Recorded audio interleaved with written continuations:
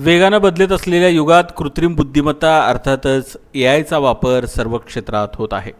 AI हे जादू असले तरी त्याचे परिणाम भविष्यात गंभीर असणार आहेत, असं प्रतिपादन जगप्रसिद्ध लेखक आणि माहिती तंत्रज्ञानचे अभ्यासक अच्युत गोडबोले यांनी केलं. महाराष्ट्र साहित्य परिषद शाखा दक्षिण सोलापूर यांच्या वतीनं आयोजित एआयची जादू आणि उद्याचं जग या विषयावर लोकमान्य टिळक सभागृह एम्पी थिएटरमध्ये व्याख्यानाचं आयोजन करण्यात आलं होतं. त्यावेळी ते बोलत होते.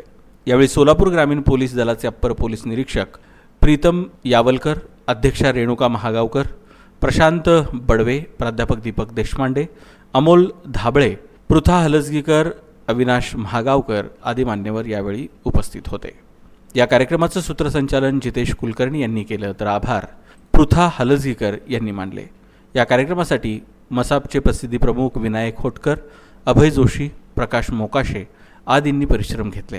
तब्बल 2 तास सुरू असलेल्या या व्याख्यानास रसिक श्रोत्यांनी मोठी गर्दी केली होती.